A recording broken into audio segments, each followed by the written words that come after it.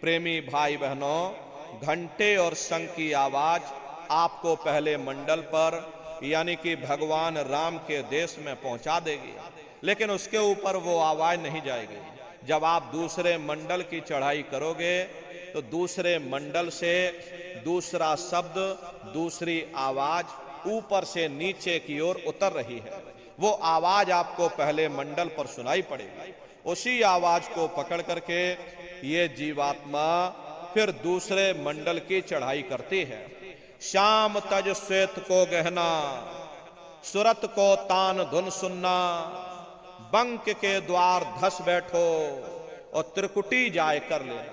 उसी के ऊपर दूसरा देश आता है जिसे महात्माओं ने त्रिकुटी देश कहा। वहां के जो मालिक हैं वो ब्रह्म है।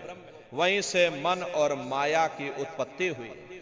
वहीं से तीन गुण, रजोगुण, तमोगुण, सतोगुण, तीनों गुणों की उत्पत्ति वहीं से हुई।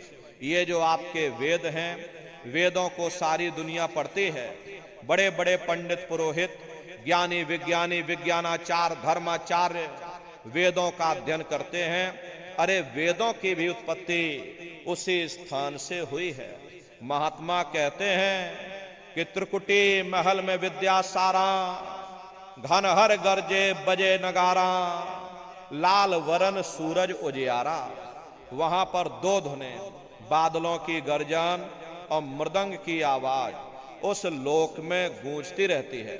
जैसे पहले स्थान पर भगवान राम के देश में घंटे और शंख की आवाज गूंजती है, ऐसे दूसरे मंडल पर यानी कि ब्रह्म के देश में बादलों की गर्जन और मृदंग वहां पर बजता रहता है।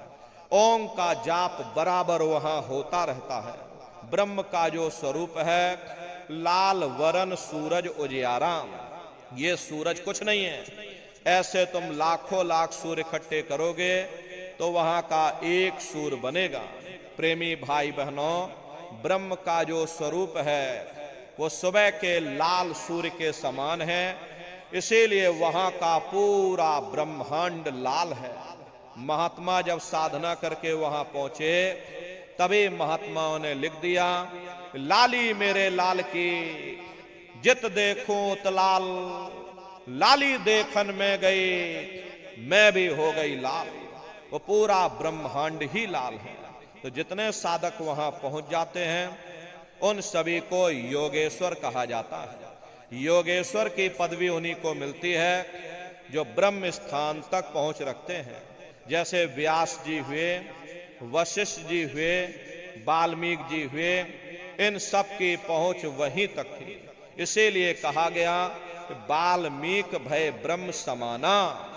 जब इनकी जीवात्मा वहां पहुंची और जब इन्होंने ब्रह्म का दर्शन किया, इनका स्वरूप भी ब्रह्म के समान यानी कि ब्रह्म स्वरूप हो गया। तो जितने साधक वहां पहुंच जाते हैं उन सभी को योगेश्वर कहा जाता है। योगेश्वर भगवान श्री कृष्ण उसी देश में वास करते हैं।